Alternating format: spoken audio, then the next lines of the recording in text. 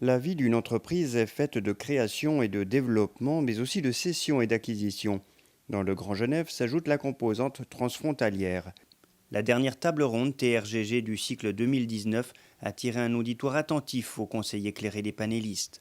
Car les différences franco-suisses sont multiples d'un point de vue juridique, fiscal ou comptable. Une fois un contrat signé, il est toujours difficile de renégocier.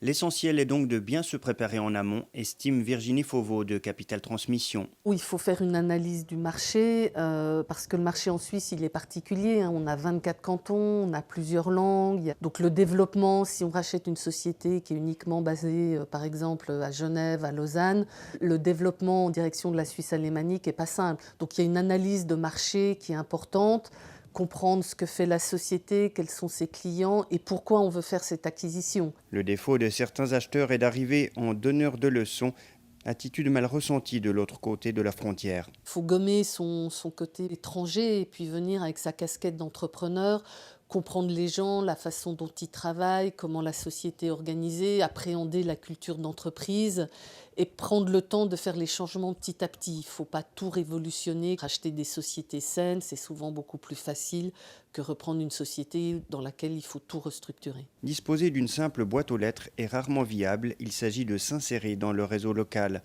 Une entreprise à racheter n'est pas qu'une structure à valeur comptable, elle doit surtout sa force à ses ressources humaines. Charles Franier d'ACA Switzerland le perçoit au quotidien. Quand on rachète une entreprise, effectivement, il y a un objectif qui est bien défini. On veut acquérir une clientèle ou un savoir, etc. Mais souvent, on oublie qu'une société est composée d'employés et c'est elles qui font vraiment la richesse des entreprises qu'on rachète.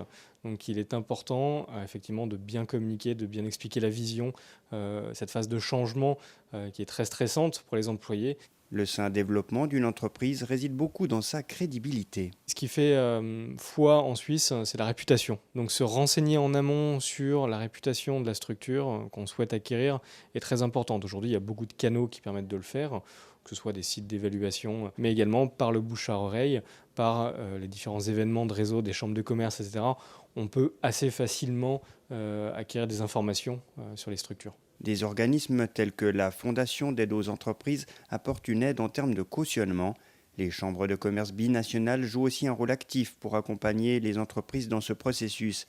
À la tête de la CCIFS, Romain Durier peut donc témoigner de la vitalité des échanges transfrontaliers. Sur le bassin genevois, il y a beaucoup de mouvements, en Suisse romande même en général, et je pense que c'est une tendance qui va se confirmer dans l'avenir. On voit une entreprise sur 5 qui va être à remettre dans les 5 prochaines années, du fait du départ à la retraite des dirigeants, des actionnaires dirigeants, du fait aussi qu'on a peut-être dans les nouvelles générations, pas forcément chez les enfants des gens qui sont en capacité ou qui ont la volonté de reprendre. Il y a aussi une problématique fiscale, d'investissement, ça coûte un petit peu d'argent de reprendre une entreprise, et donc voilà, on se retrouve avec passablement d'actionnaires dirigeants qui arrivent à 60, 65, parfois 70 ans, et qui n'ont pas encore véritablement de solution pour la pérennité de leur entreprise. Tony Autieri, PDG d'un groupe spécialisé dans les différents métiers de la construction, a pu également témoigner de ses expériences.